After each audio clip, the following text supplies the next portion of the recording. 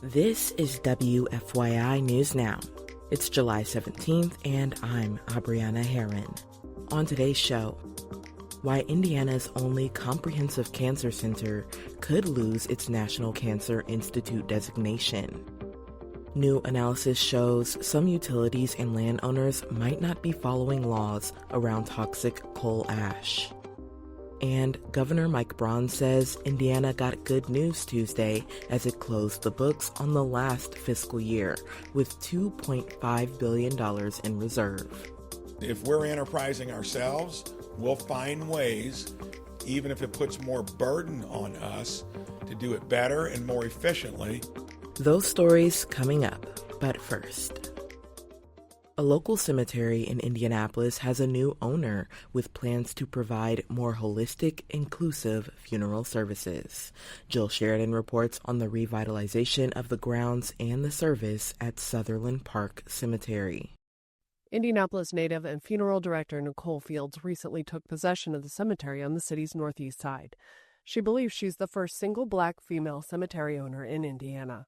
After a fellow funeral director was murdered, Fields was inspired to work more closely with people to plan funeral care that includes wraparound services. When another colleague presented an offer to purchase Sutherland Park, she accepted. I think about trying to take care of the entire person and shift away from this just being a transaction, that we really build some relationships with our families. She also plans to make improvement to the grounds, including a new entrance, and added green space for the historic cemetery, which was established in 1936.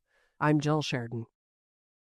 Indiana's only comprehensive cancer center could lose its National Cancer Institute designation if the state doesn't invest in cancer research.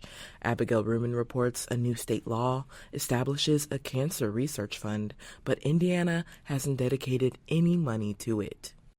NCI reevaluates the designation for cancer centers every 5 years. The designation can play a role in patient access and funding. One factor the organization considers is state financial support. Dr. Kelvin Lee directs the Simon Comprehensive Cancer Center at Indiana University. He says while half of states have a budget line for cancer research, Indiana hasn't dedicated state funding to the center or to cancer research in general. Lee says the state law establishes a fund, but that's just the first step. We've established the bucket.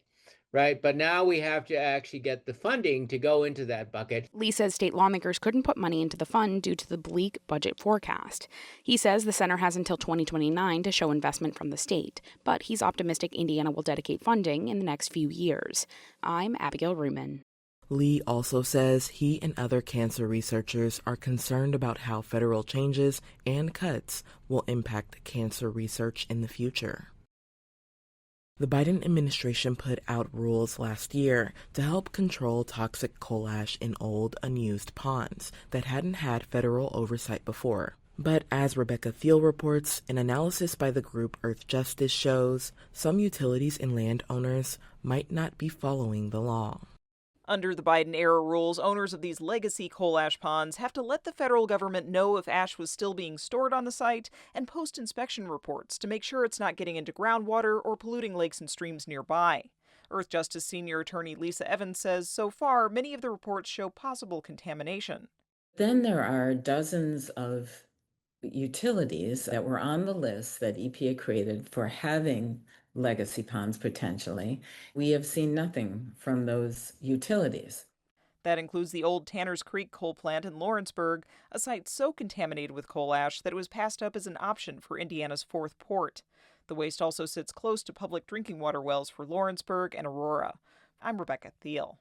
The parent company of Tanners Creek Development LLC, which owns the Tanners Creek site, declined to comment. And for our final story today, Governor Mike Braun says Indiana got good news Tuesday as it closed the books on the last fiscal year with $2.5 billion in reserve. Democrats say the state is in budget purgatory amid uncertainty about the impact of the recent federal tax and spending cut bill. Indiana ended the fiscal year with $336 million more than it spent, in part because of a shift in the timing of some tax payments.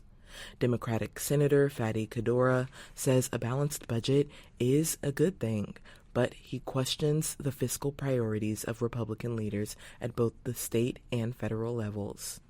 It unfortunately shifts the support and the incentives to corporations and to wealthy families or wealthy individuals at the same time that it's really neglecting and leaving behind the most vulnerable in our communities.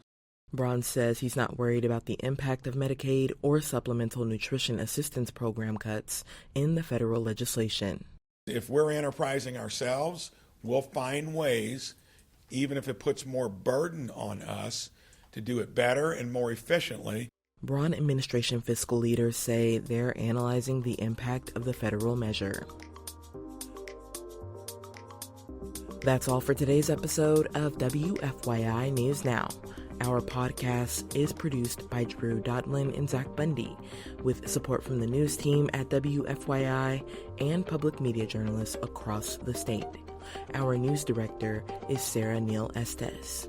Kendall Antron produced our music, and I'm your host, Abriana Herron. If you like today's episode, remember to subscribe and share, and follow WFYI on Instagram, TikTok, Facebook, and YouTube to check in on our newsroom throughout the day. Thanks for listening. We'll be back tomorrow.